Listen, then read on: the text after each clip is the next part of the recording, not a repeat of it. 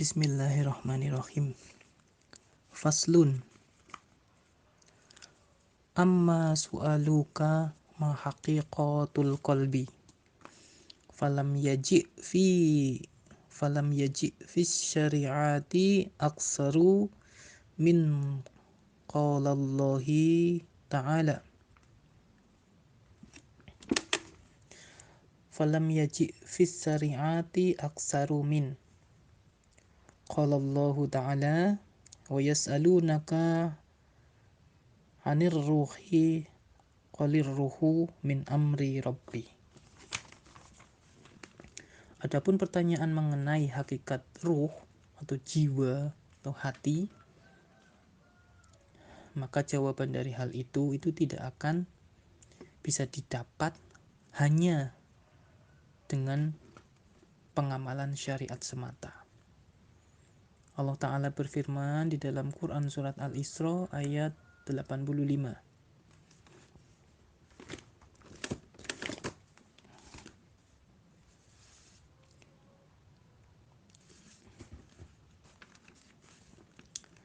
Dan mereka bertanya kepadamu, wahai Muhammad, tentang ruh, maka katakanlah, ruh itu termasuk urusan Tuhanku. Jadi, ilmu pengetahuan tentang ruh atau tentang jiwa itu termasuk ilmu Allah. Dan manusia itu hanya diberi pengetahuan itu hanya sedikit.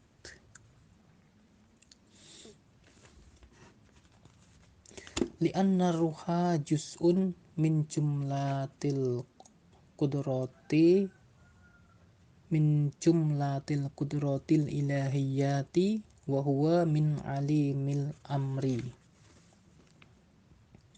Karena ruh itu termasuk salah satu bagian dari kekuasaan Tuhan, yang mana itu berasal dari alam amri. Jadi berbagai kudrat ilahiyah, ruh itu termasuk salah satunya, yang mana itu asalnya dari alam ruhaniyah atau alam amri. Ibnul Qayyim mengatakan di dalam ungkapannya, ruh adalah jisim yang sama sekali berbeda dengan jisim yang dapat dideteksi dengan panca indera. Ruh, ia adalah jisim yang mengandung cahaya, yang berada di tempat yang tinggi, dia lembut, dia hidup, dan bergerak dinamis.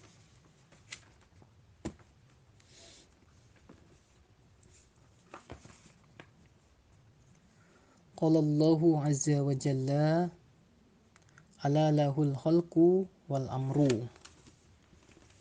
Allah berfirman di dalam Quran surat Al-A'raf ayat 54. Ingatlah segala penciptaan dan urusan menjadi haknya. Jadi segala penciptaan, segala sesuatu itu haknya Allah. Jadi segala sesuatu yang ada di alam semesta ini, Allah lah yang menciptakan, Allah yang menguasai, Allah juga yang mengurusnya, tanpa ada yang tertinggal sedikit pun, tanpa ada yang terlewatkan dari pengawasannya. Semua itu Allah yang mengurus, Allah yang menentukan takdirnya, dan Allah yang memeliharanya, mulai dari makhluk yang terkecil sampai makhluk yang terbesar. Allah sudah menentukan rizkinya, menentukan jodohnya, ajalnya, dan semua hal itu adalah Allah yang mengurusnya. Dari Abdullah bin Mas'ud radhiyallahu anhu bahwasanya Rasulullah bersabda, Inna ahadukum yajma'u khalquhu fi badani ammihi arba'ina yaumun nutfatan summa yakunu alaqatan misla dzalika summa yakunu mudghatan misla dzalika summa yursalu ilaihil malaku fayanfukhu fihi ruha wa yu'maru bi arba'i kalimatin bikatabi rizqihi wa ajalihi wa amalihi wa syaqiyyi aw sa'idun. Fa wallahi alladzi la ilaha ghairuhu inna ahadukum la ya'malu ahli jannah hatta ma yakunu bainahu wa bainaha illa zira'un fayusbiqu alaihil kitabu fayamalu bi'amali ahlin narid hatta ma yakunu bainahu wa bainaha illa zira'un fayasbiqu alaihil kitabu fayamalu bi'amalil ahlil jannah fayadkhuluha. Hadis riwayat Bukhari dan Muslim. Sesungguhnya setiap kalian itu dikumpulkan penciptaannya di perut ibunya sebagai setetes mani selama 40 hari. Kemudian berubah menjadi setetes darah selama 40 hari. Kemudian menjadi segumpal daging selama 40 hari. Kemudian diutus kepadanya seorang malaikat. Lalu ditiupkan padanya ruh. Dan dia diperintahkan malaikat tadi diperintahkan untuk menetapkan 4 perkara bagi janin, yaitu rizkinya, ajalnya, amalnya, dan kebahagiaan atau kecelakaannya. Jadi sejak di dalam kandungan manusia itu sudah ada takdirnya masing-masing. Bahkan sebelum itu pun takdirnya itu telah tertulis di Lauhil Mahfuz. Demi Allah yang tidak ada ilah selainnya. Sesungguhnya di antara kalian itu ada yang melakukan perbuatan ahli syurga hingga jarak antara dirinya dan syurga itu tinggal sehasta. Akan tetapi telah ditetapkan baginya ketentuan dia melakukan perbuatan ahli neraka. Maka masuklah dia ke dalam neraka. Dan sesungguhnya di antara kalian itu ada yang melakukan perbuatan ahli neraka hingga jarak antara dirinya dan neraka itu tinggal sehasta. Akan tetapi telah ditetapkan baginya ketentuan ia melakukan perbuatan ahli syurga. Maka masuklah dia ke dalam syurga.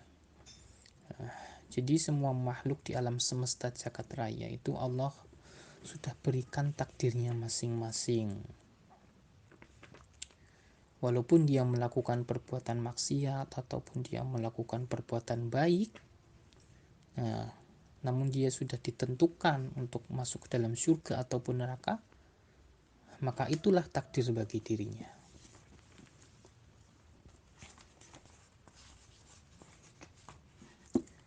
Fal insanu min alimil khalqi min janbin wa min alimil amri min janubin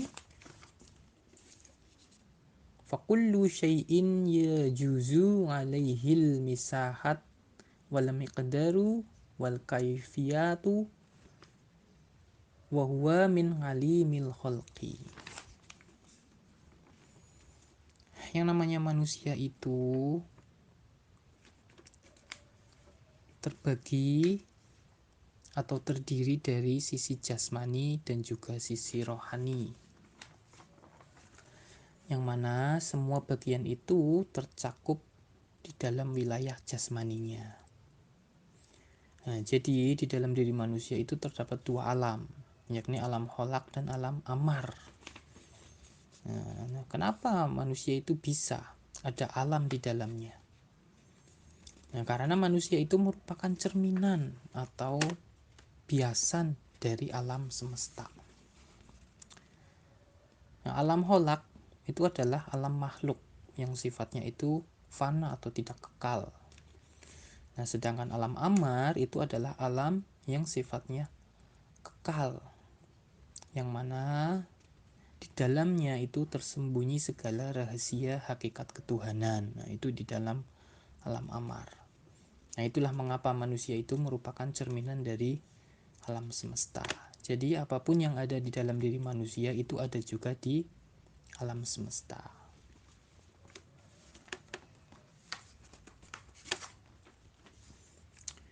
Walaysa lil qalbi misahatun wala miqdarun walihada la yaqbalul kismah walau qablal kismata lakin min alimil khalqi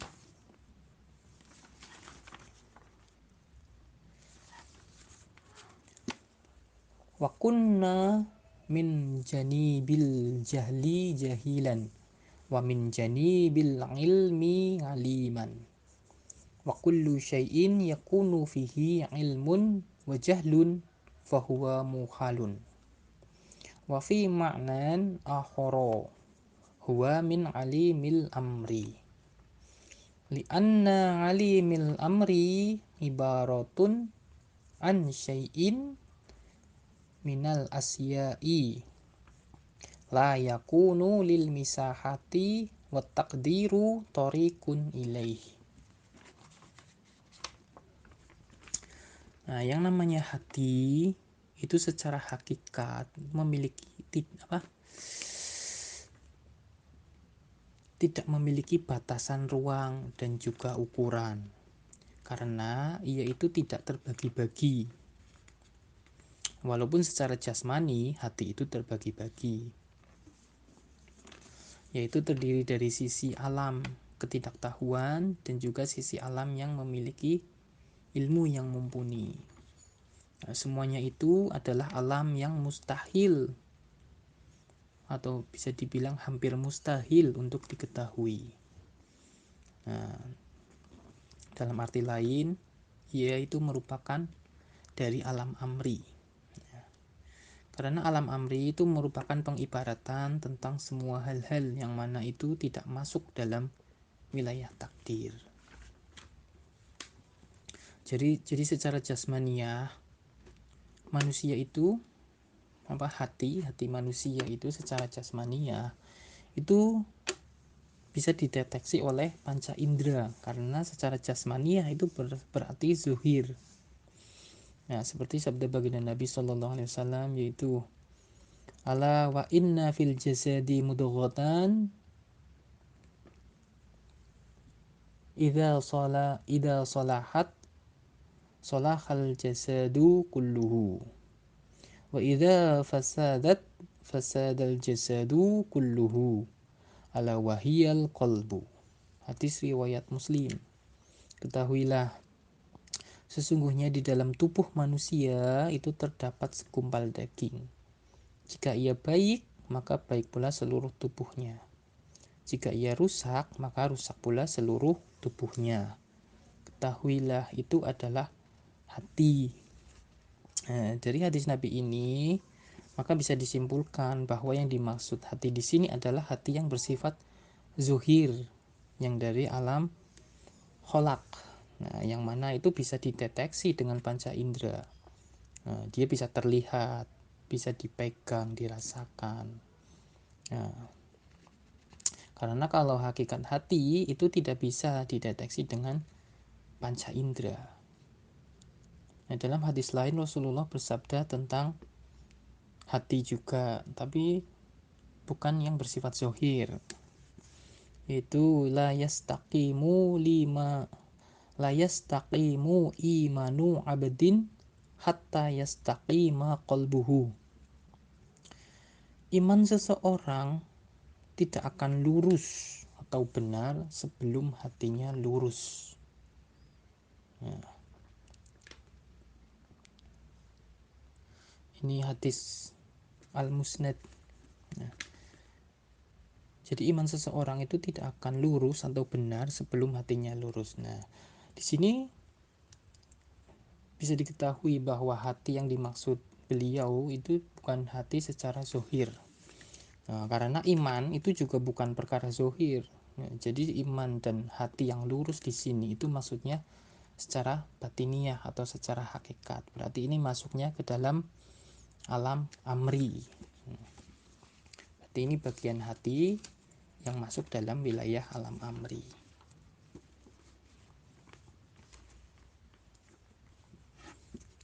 Wa qad dhanna ba'duhum anna ar-ruha qadimun faghalitu. Wa qala qaumun innahu gharadun faghalitu li'annal ghardo la yaqumu binafsihi wa yakunu tabi'an li ghairihi. Beberapa orang mengira bahwa ruh itu yang duluan. Padahal mereka keliru. Dan perkataan orang yang seperti itu menunjukkan bahwa mereka itu salah, keliru. Karena hal itu menunjukkan bahwa mereka itu tidak percaya diri dan lebih memilih mengikuti yang lain.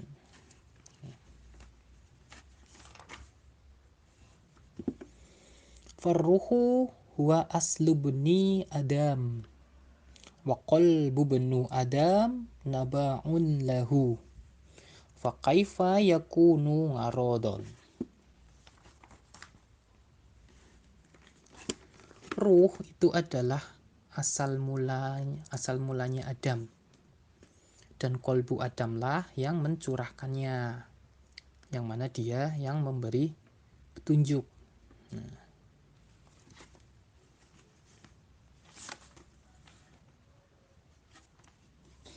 Wa qala qaumun innahu jismun faghalitu li'annal jisma yaqbalul kismah. Farruhul ladzi sammainahu qalban wa huwa mahallu ma'rifatillahi ta'ala laisa bi jismin wala aradin bal huwa min jismi.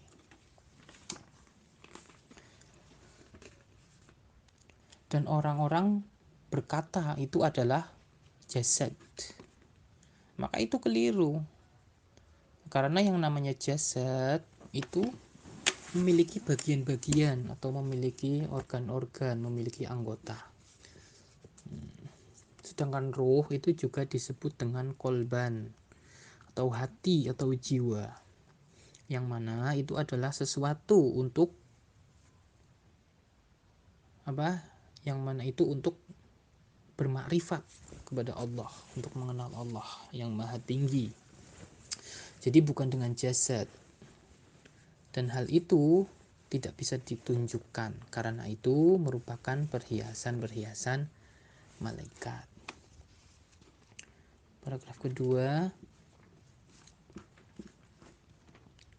wa ma'rifatur ruhi su'batun jiddan li'annahu lam yarid fid dini tariqun ila ma'rifatihi li'annahu la hajata fid dini ila ma'rifatihi li'anna ad-dina huwal mujahadatu wal ma'rifatu alamatul hidayah kama qala subhanahu wa ta'ala walladzina jahadu fina lanahdiyannahum subulana.